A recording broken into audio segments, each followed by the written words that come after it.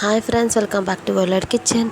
இன்றைக்கி நம்ம என்ன பார்க்க போகிறோன்னா ஒரு சூப்பரான டேஸ்டியான முட்டை தோசை.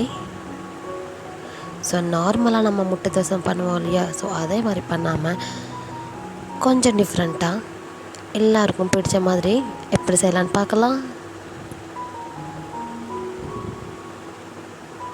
ஸோ அதுக்கு முதல்ல தோசை தவா ஹீட் பண்ணிக்கோங்க. ஹீட் பண்ணிவிட்டு மாவு உங்களுக்கு எவ்வளோ தேவையோ மாவு சேர்த்துட்டு தோசையை ஊற்றி எடுத்துடலாம். இப்போது முட்டையை வந்து சேர்த்துக்கலாம். நான் இன்றைக்கி 2 முட்டை சேர்த்துக்கிட்டேன்.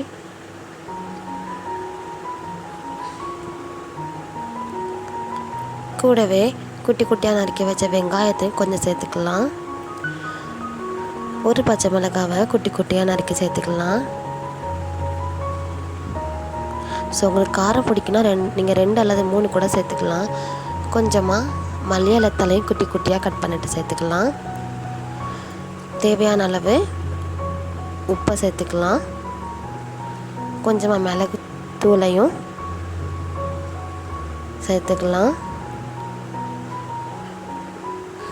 சேர்த்துட்டு ஒரு ஸ்பூனை வச்சு அந்த தோசையில் படுற மாதிரியே அந்த முட்டை வெங்காயம் இருக்குல்ல எல்லாத்தையும் ஸ்ப்ரெட் பண்ணி விட்டுறலாம்.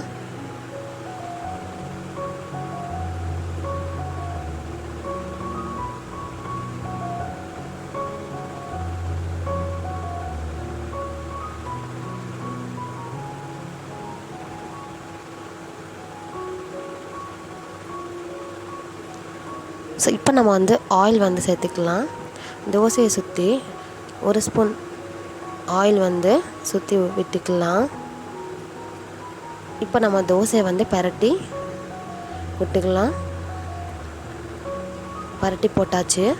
ஸோ 2 அல்லது 3 நிமிஷம் வரைக்கும் வேக வைக்கணும். அப்போ தான் நம்மளுக்கு முட்டை வெங்காயம் நல்லா வெந்து வரும். லைட்டாக இது மேலேயும் 1 ஸ்பூன் அல்லது அரை ஸ்பூன் அளவு ஆயில் ஊற்றிட்டு வேக வச்சு எடுத்துக்கலாம். ஸோ இப்போ வெந்துருச்சு. இப்போ நம்ம வந்து பரட்டி போட்டுக்கலாம்.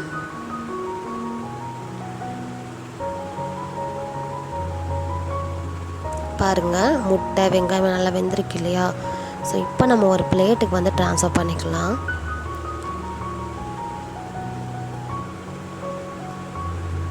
அவ்வளோதான், நம்ம சூப்பரான டேஸ்டியான முட்டை தோசை வந்து ரெடி ஆயிடுச்சு.